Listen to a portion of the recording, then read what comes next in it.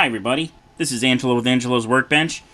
What we're going to be doing with this build is a beginner build. You've got a kit for Christmas, or you've got a model kit that's been hanging around, and you want to build it. You don't have an airbrush. You haven't made that initial investment. You don't have an air compressor. And while I suggest it's a smart idea to get an airbrush as early as you can into your journey into this hobby, because an airbrush really takes it to the next level. You can get very good results with rattle cans as opposed to an airbrush. And if you're careful, brush painting. So, this is for all the people out there who don't have airbrushes, want to get a very good result. I'm going to take you through everything step by step. The larger parts are going to be painted with rattle can. I have plastic coat primer here to prime the plastic. The lacquers can be a little hot and will do something to the plastic called crazing, where the plastic has a reaction to the paint and actually gets bumpy, and at that point you have a significant problem and you're probably never going to get a very good finish. It's very difficult to recover from something like that. So we have the plastic coat. I have chosen the Duplicolor color here that I have in stock, which is bright aqua metallic. I'm going to use Duplicolor clear coat on it as well. I'm going to use some inexpensive Krylon Color Max black satin for the interior and the chassis. The interiors of these cars back then were mostly black. It was a very popular color option. Ours is going to be black, green and black. I'm going to use some of these little tiny cheap 99-cent acrylic paints. They work just fine. And I'm going to be using a entry-level Testors Enamel Model paint set, which can be purchased just about anywhere, which includes brushes and then thinner and your major colors here. We've got red, we've got blue, white, yellow, black, and silver. I'm not going to be breaking out any fancy paints. I'm not going to be alcladding. I'm not going to be doing anything with an airbrush. This is going to be showing you the result that you can get with just rattle cans, no airbrush, and just basic techniques. And I'm going to show you all through the video series all the basic techniques. And we're going to be using Revell's new beautiful 1970 Dodge Charger RT. I've been wanting to do a muscle car for a while. They brought this out. I couldn't resist. I actually got two of them. I can't help myself, so we're going to build a Dodge Hemi Charger RT. We're going to have a good time doing it, using all entry-level techniques. I'm going to take you through everything step by step and show you how to do this with no airbrush and no advanced techniques or advanced materials, and you'll see we get a pretty good result. First things first, let's have a look at what's inside the box. I've already gone through and opened all the plastic bags, so you don't have to watch me slice plastic bags open. We'll take a look at the instructions after. Start out right here with the body, which looks very nice.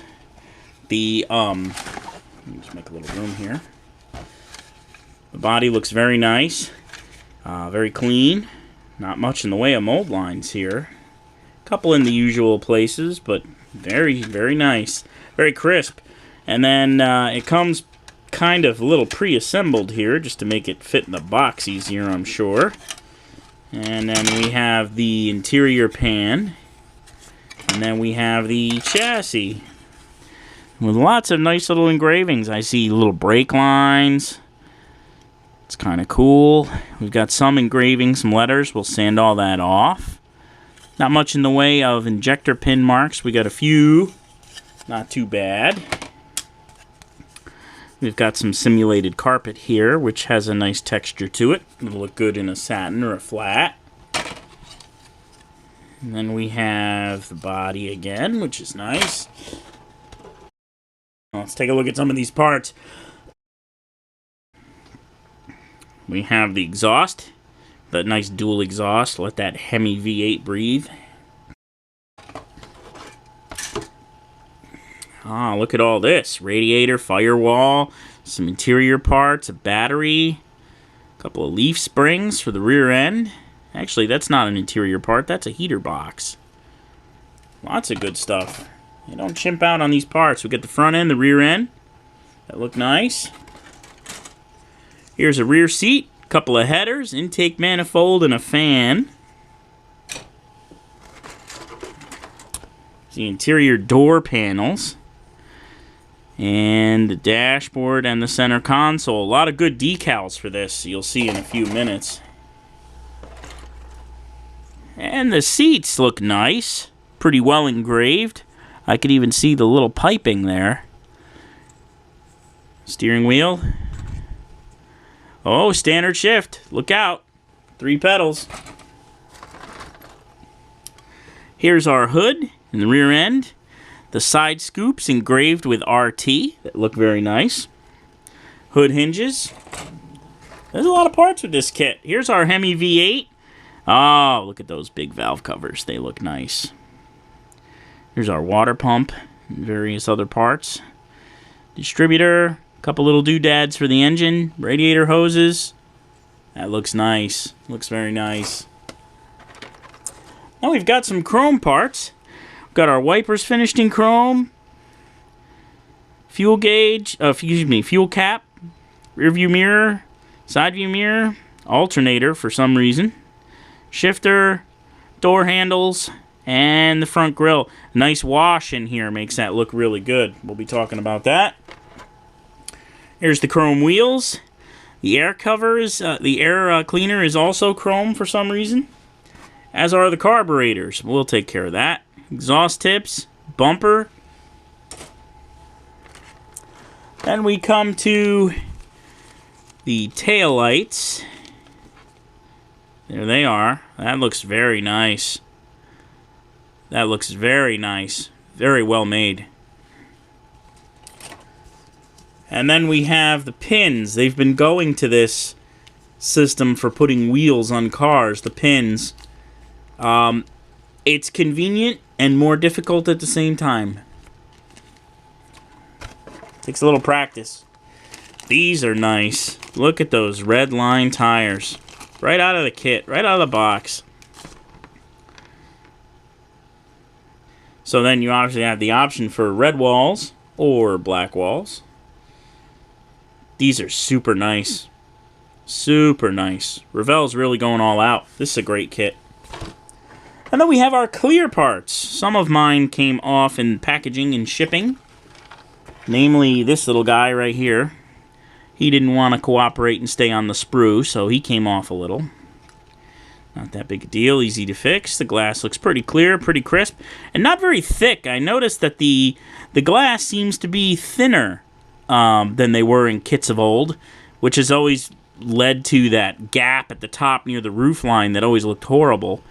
And the thinner glass does look much better. They're really coming a long way with these kits. They're doing a nice job. And I see we even have our clear windshield washer fluid bottle here. Part number 105 on the clear sprue. Looks good. Looks good. And so those are the parts. Now let's take a look at the decals. Here comes the decals. Oh, look at this. So we have the Hemi stripes for the hood, I believe those are. And then we have options for the rear tail stripe that goes along the back end.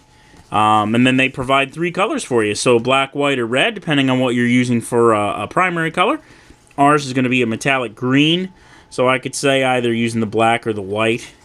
And then look at these great decals for the interior. All the gauges are there. The radio, the wood grain, and then here's some for the center console. I don't see anything for the doors. Those will have to be painted. If I remember correctly, I believe there's some wood graining on the doors. I might have to do a little research online. But I'll do that. Check it out. And then here is the instructions. So we get started out just looking at the instructions right off the bat. Here's the color codings. So we'll be coming up with a... I'll show you when I get to the part where I de-sprue the parts and sand them and clean them and separate them. I do so by color so that I can prepare all of the parts that are the same color at the same time. And then we've got our nice big Hemi engine. Boy, look at that. That looks great. Then it goes right into the interior. So you get to work on the interior straight away. And then once you finish the interior, we work on the body. Then move on to the chassis according to these assembly instructions. And then once we get the chassis going, it all gets pieced together. And then actually this is kind of unusual, or at least unusual for me, we're assembling the body and the chassis together and then adding things like the front end, the rear end, the exhaust after the fact, after it's all together, which to me that means a lot of extra handling of the body. So we'll have to see how that goes. I am used to doing that almost at the last possible minute so that I'm not manhandling the body so much after it's been painted and clear coated. Then we're putting our wheels on, some final hoses and stuff, some final detailing, front end, tail end, bumpers, rearview mirrors, wipers. And then we move on to the decals, and there's where the Hemi decals go, the big ones for the hood. And then they have, obviously, the stripe for the back end in 3 different colors, which is nice. So, wow, what a great kit. Can't wait to build this, and I'm really glad I chose this kit to do as my beginner build, the entry-level build. No airbrush, no fancy stuff, just good old-fashioned brush painting, and a few rattle cans for good measure. And we'll go from there. So make sure you stick around, don't miss any of this great build. We're going to have a good time. Go ahead and click that subscribe button in the upper left, and I'm going to have some links to some videos on the right-hand side. Thank you for tuning in to Angelo's Workbench. I'm looking forward very much to sharing the rest of this build with you all. I hope to see you then.